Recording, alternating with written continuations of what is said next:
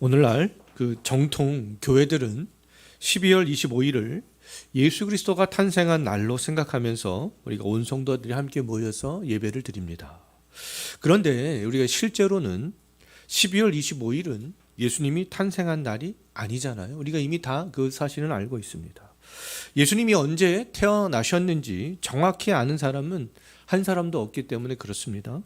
학자들이 고대 문헌을 찾아봐도 언제부터 그리스도인들이 12월 25일을 예수님의 탄생일로 생각하면서 예배를 드렸는지 정확히 알 수는 없어요.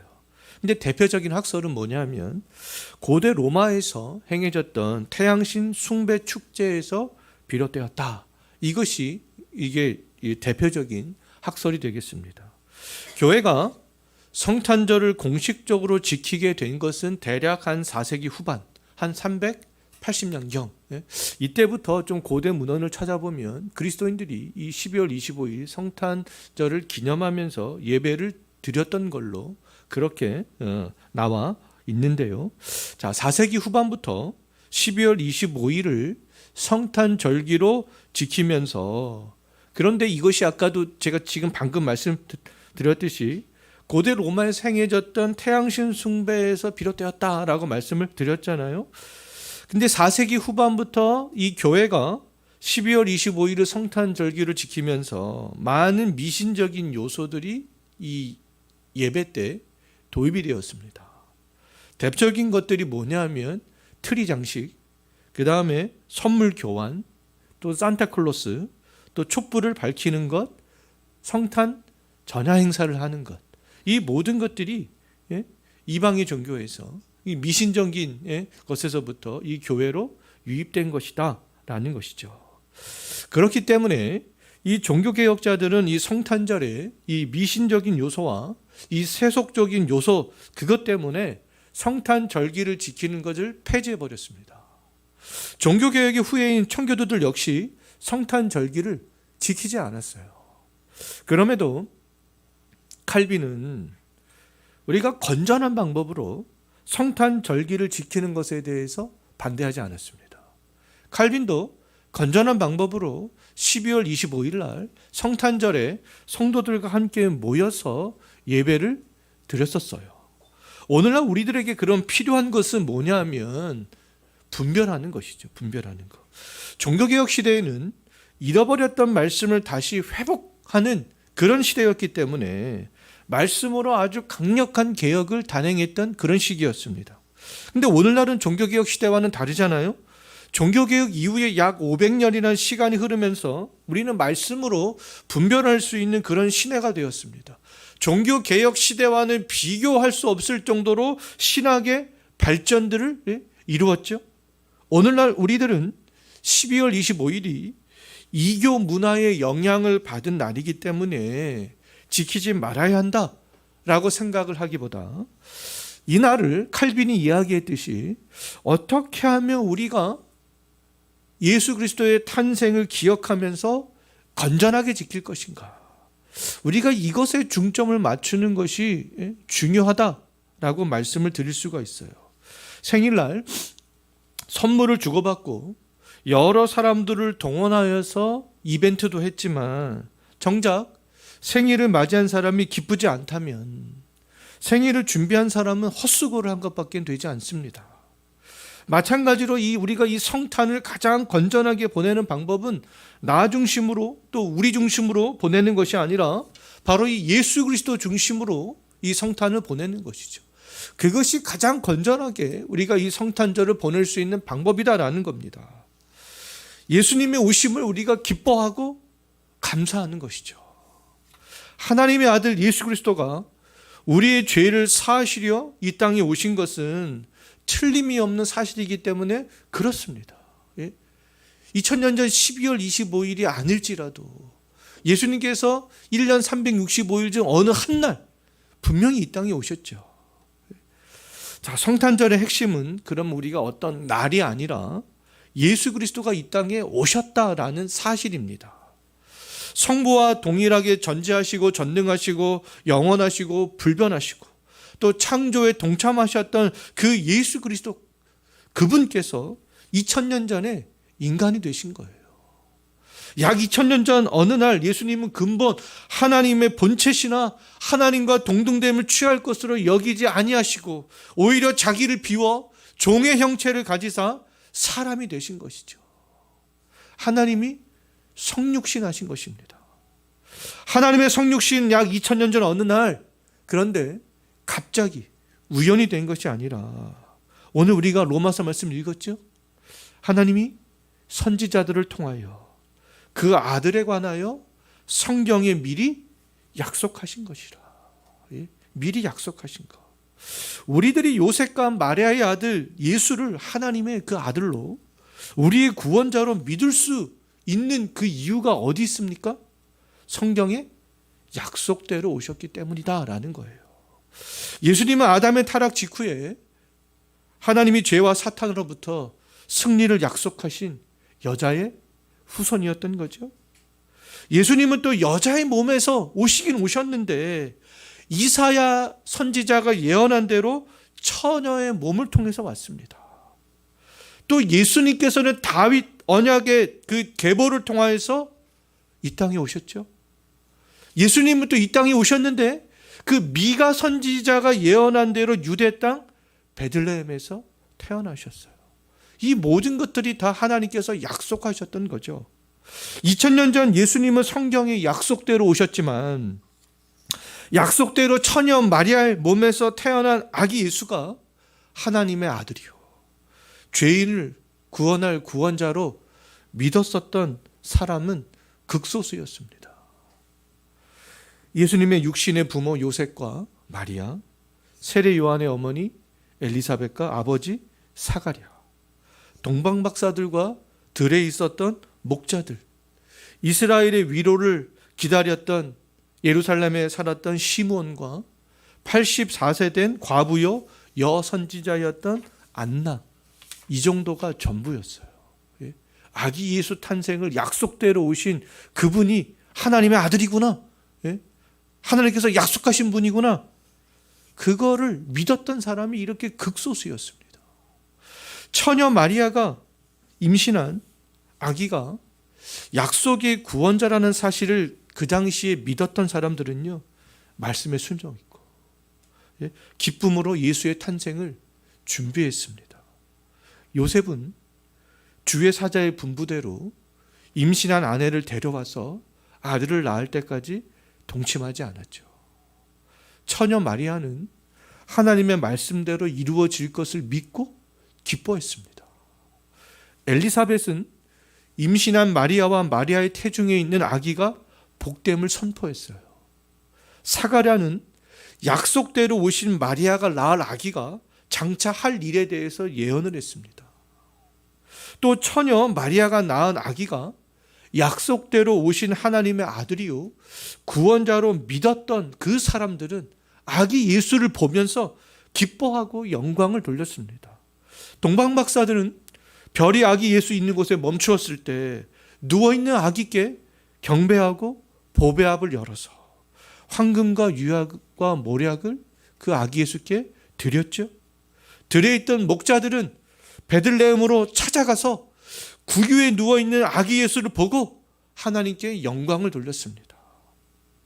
시므온은요, 요셉의 품에 안겨서 성전에 들어왔던 그 아기 예수를 안고서 하나님을 찬송했죠.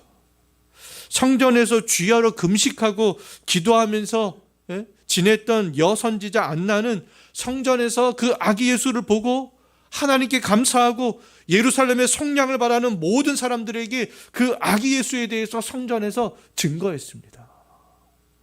2000년 전 그 약속대로 오신 예수 그리스도의 탄생을 직접 목격했던 몇몇 사람들 다 어떻게 했습니까? 그 약속의 말씀을 믿었죠.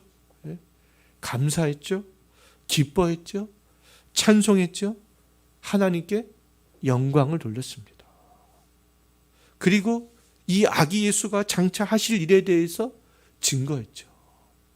성육신하신 예수 그리스도가 하나님의 약속대로 오신 분임을 믿는 우리들이 해야 되는 일들도 동일한 거 아니겠어요? 우리에게 생명을 주기 위해서 하나님의 약속대로 오심에 우리도 감사하고 기뻐하고 찬송하고 하나님께 영광을 돌리는 거죠. 그리고 약속대로 오신 예수 그리스도가 죄인을 위해서 하신 일에 대해서 증거하는 겁니다. 2000년 전 사람들은 이 하나님이 보내시는 아들을 통하여서 속량을 기대하고 있었습니다. 기대하지 않았던 게 아니에요. 안나 선지자가 얘기했듯이 성전에 모인 사람들도 하나님이 보내시는 그 사람들을 통하여서 다 속량을 기대하고 있었어요. 그럼에도 대다수의 사람들은 약속대로 오신 예수 그리스도를 다 믿지 않았습니다. 이미 오셨음에도. 유대 땅에서 무소불위의 권력을 행했던 헤롯은 하나님의 약속이 이루어지지 못하도록 아기 예수를 죽이려고까지 했었잖아요. 유대인들은 이렇게 외적으로는 다 구약 성경을 믿었던 사람들이었습니다. 근데 실제로는 구약 성경을 믿었어요? 믿지 않았어요? 믿지 않고 있었던 거죠. 구약을 믿고 있었다면 약속대로 오신 예수 그리스도를 그들도 마리아처럼, 엘리사벳처럼, 사가랴처럼, 동방박사나 목자들과 안나와 시므온처럼 기뻐하고 감사하고 영광 돌리고 했어야 마땅한데 그들은 그렇지 않았습니다. 유대인들이 예수 그리스도를 믿지 않았던 것은 하나님의 약속을 성경에서 찾지 않고 그들은 하나님의 약속을 땅에서 찾았기 때문에 그랬던 것이죠. 성경을 봤다면 성경에서 하나님께서 약속을 이렇게 하셨구나. 약속대로 이분이 오셨구나. 그것을 믿었을 텐데 그들은 성경에서 약속을 찾지 않았습니다. 땅에 있는 것에서 약속을 찾았어요. 유대인들은 구원자를 땅에서 찾으면서 정치적인 메시아, 경제적인 메시아를 기대했던 것이죠. 아기 예수가 어떻게 말기 위해서, 아기 예수가 어떻게 그 요셉과 마리아와 같은 목수 일을 하는 그런 사람들에게서 태어나? 어떻게 그 예수가 갈릴리, 우리가 사람들도 또 잘 알지 못하는 그 땅에서 자라고 성장할 수 있어? 말도 안 되는 거예요. 사람들은 땅에서 찾았기 때문에 그렇습니다. 오늘날에는 어떨까요? 12월 25일 성탄절에 사람들은 그 무엇을 먼저 생각할까? 어떤 선물, 트리 장식, 촛불을 밝히는 것, 성탄 전야 행사, 성탄 행사, 이런 것들을 먼저 생각하는 사람들은 고대 로마의 태양신 숭배에 영향을 받은 사람들이 중세 때까지 성탄절을 보냈던 것처럼 미신과 세속적인 것에 사로잡혀서 성탄을 지키는 것과 별반 다르지 않습니다. 12월 25일을 유대인들처럼 성경을 통해서 약속된 구원자를 찾지 않고 땅에서 찾는다면 유일한 구원자요, 하나님의 아들이신 예수 그리스도를 왜곡하고 배척하게 되는 것이죠. 예수에는 관심을 두지 않게 되는 겁니다. 다른 것에만 관심을 갖게 되는 것이죠. 유대인들처럼 메시아를 생각하는 사람들은 죄인의 구원보다 이 땅의 변화를 먼저 생각하는 것이 아니겠습니까? 그들은 어떤 특정한 사람들이 정치와 경제에서 자유롭게 되는 것을 먼저 생각합니다. 구원자 예수를 먼저 생각하지 않아요. 오늘날 이단들도 그렇죠. 약속된 구원자, 하나님과 죄인들의 유일한 중보자는 예수 그리스도가 유일함에도 자꾸 다른 사람을 내세우는 거 아니겠습니까? 그 사람들은 약속된 사람이 아님에도 불구하고 성경에서 약속돼 이 땅에 오신 예수보다 그들이 신봉하는 교주들을 더 중요하게 생각하는 거 아니겠어요? 2000년 전 베들레헴에서 처녀 마리아의 몸에서 태어난 예수가 우리의 유일한 구원자 되실 수 있는 것은 약속대로 오셨기 때문에 그렇다라는 겁니다. 하나님의 약속대로 오신 예수 그리스도를 믿을 수 있는 것, 그것이 바로 은혜 아니겠어요? 이 은혜를 경험할 수 있는 사람은 하나님이 근데 또 예정 가운데 정해져 있습니다. 다윗의 후손으로 하나님께서 여자의 후손이 올 것에 대해서 약속하셨죠. 근데 다윗의 후손들이 많고 많을 텐데 왜 주의 사자가 요셉과 정혼한 마리아에게 찾아가셨을까? 왜 요셉을 통해서, 왜 마리아를 통해서 태어나게 했을까? 동방에는 박사들이 굉장히 많이 있었을 텐데 왜 몇몇 박사들만 별을 보고 아기 예수께 경배할 수 있었을까? 들의 목자들이 많았을 텐데 왜 특정 지역에 있었던 목자들만 아기 예수께 경배했을까? 왜 세례 요한의 아버지 사가랴와 어머니 엘리사벳이 장차 태어날 아기 예수를 복되다 하고 아기 예수가 장차 해야 될 일들에 대해서 예언을 했을까? 성전에 있는 많은 사람들이 있었는데 왜 그 중에 시므온과 안나만 아기 예수를 알아보고 감사하고 찬송할 수 있었을까? 성경에서 이 사람들에게 강조하는 것이 있습니다.